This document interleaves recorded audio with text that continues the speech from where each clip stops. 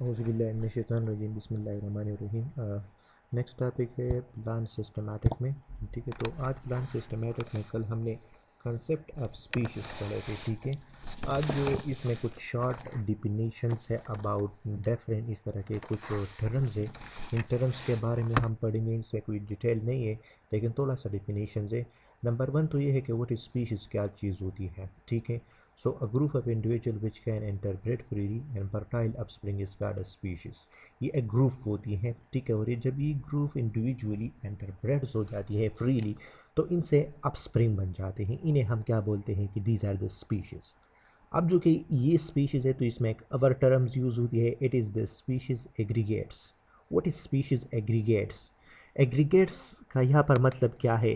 Total है। ठीक है, टोटल टोटल जब हमारे पास एक वैल्यू आ जाती है तो इस टोटली वैल्यूज़ को हम एग्रीगेट्स बोलते हैं।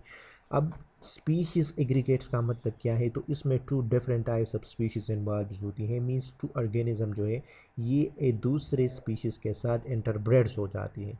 और जब ये दूसरे स्पीशीज़ के साथ इंटरब्रेड्स होती है तो इनके जो जीन्स है ना ये ट्रांसफर्स होती हैं इनटू दियर अदर ऑफस्प्रिंग में, जो कि दूसरी स्पीशीज़ है तो इस स्पीशीज़ में इनकी ऑफस्प्रिंग जो है ना ये ट्रांसफर्स होती है और ये प्रोसेस रिपीट हो जाती है। मींस कि जो जीन्स अब डिफरेंट ऑर्गेनिज्म है ये कॉन्स्टेंटली शिफ्ट्स होती है into the other species gene pools को।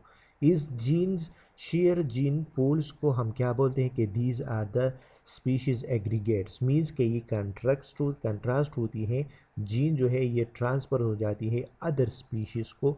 जब जीन्स अदर स्पीशीज़ को ट्रांसफ़र हो जाती है तो इस टाइप ऑफ स्पीशीज़ को हम बोलते हैं कि these are the species aggregates.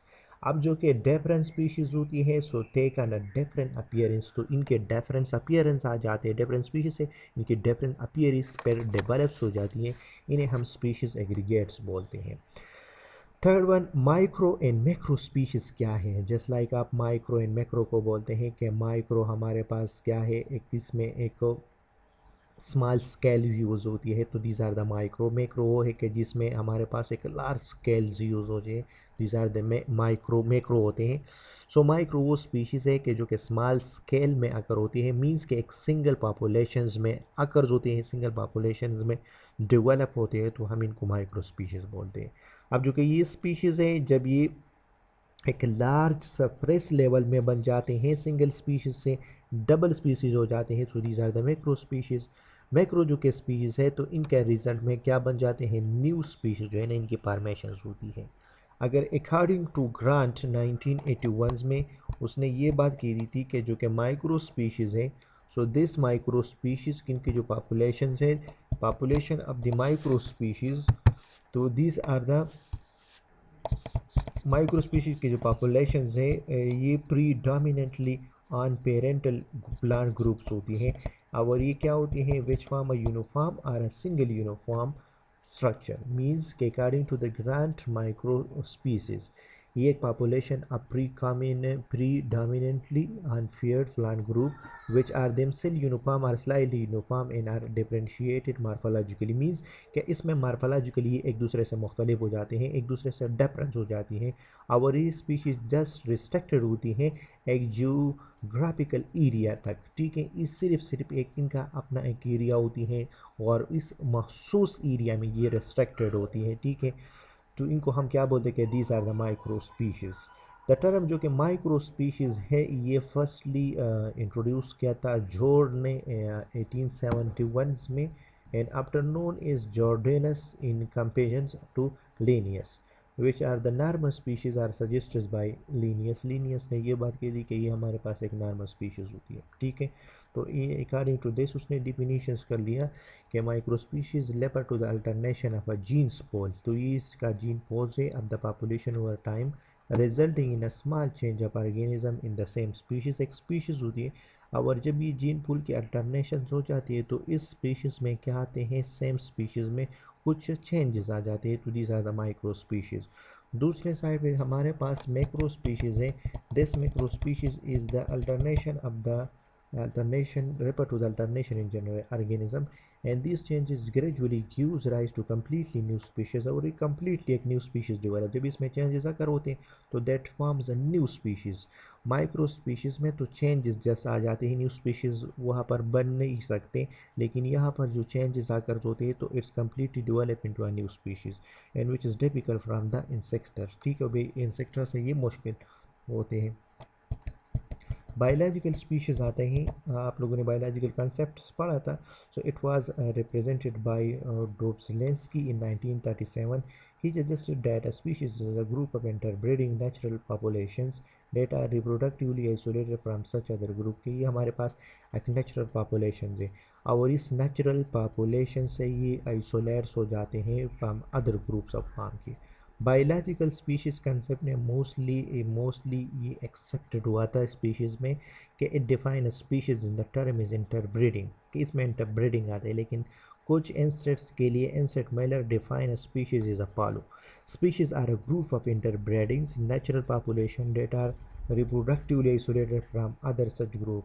उसने क्या कह दिया मेलर्स ने, कि जो कि स्पीशीज़ है ये एक ग्रुप ऑफ इंटरब्रीडिंग्स होती है नेचुरल पॉपुलेशंस की, और ये अदर ग्रुप से क्या होते हैं रिप्रोडक्टिवली आइसोलेट्स हो जाते हैं।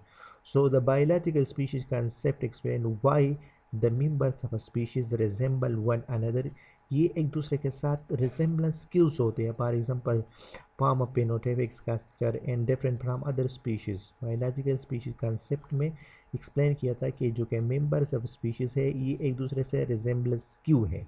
ठीक है, तो due to the phenotypic ratio की वजह से। लास्ट जो इसका टॉपिक है it is the intraspecific rank. Intraspecific categories are ranks कुछ Linnaeus use only one intraspecific taxon, उसने सिर्फ वन इंट्रास्पेसिफिक टेक्सान को यूज़ किया था। इनकी जो वेराइटीज़ है but over the years various taxonomists use a number of intraspecific, लेकिन थ्रू आउट द ईयर में मुख्तलिफ किस्म के टेक्सानोमिस्ट और इस टेक्सानोमिस्ट ने डिफरेंट इंट्रास्पेसिफिक रैंक जो है ना रिस्पेक्टिव फ्लोरा पे यूज़ किए थे। International code of botanical nomenclature recognise 5 intraspecific rank, subspecies variety, subvariety, forms and subform. तो इसमें क्या थे रैंक्स आ जाते थे, लाइक सब स्पीशीज थे, इसके बाद वेराइटीज़ थी, फिर सब वेराइटीज़ थी, फिर फार्म थे, फिर सब फार्म्स थे। But many worker found it is the insufficient and well over 100 different intraspecific rank have been proposed time to time।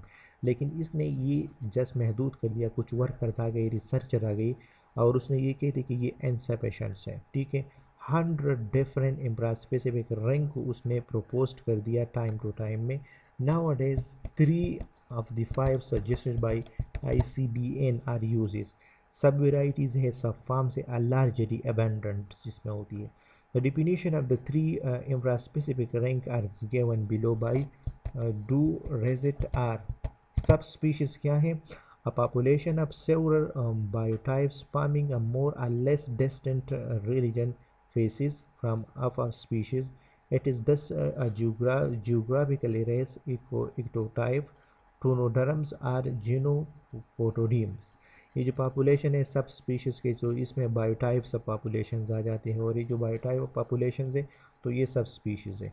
फिर इनके वेराइटीज़ आते हैं कि population of one or several biotype forming more or less distance local facies of a species. It is thus a local or ecological race on ecotypes. जूनोडर्म्स are a lower order or an इंडोडर्म्स farms.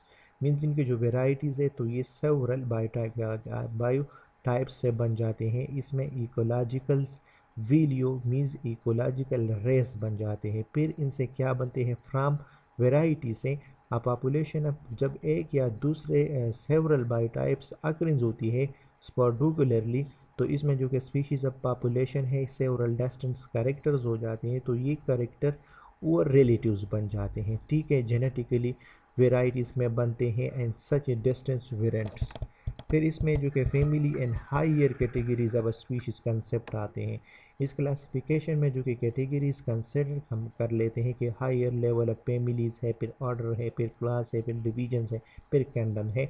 So it is the most popular category concept of the species. ठीक है, तो ये हमारे पास क्या था, ये तो था थोड़ा सा शॉर्ट डिफिनीशंस थी। तो ये आप लोग देख लें, अगर कोई भी क्वेश्चंस हो तो आप लोग मुझसे पूछ सकते हैं। Thank you very much.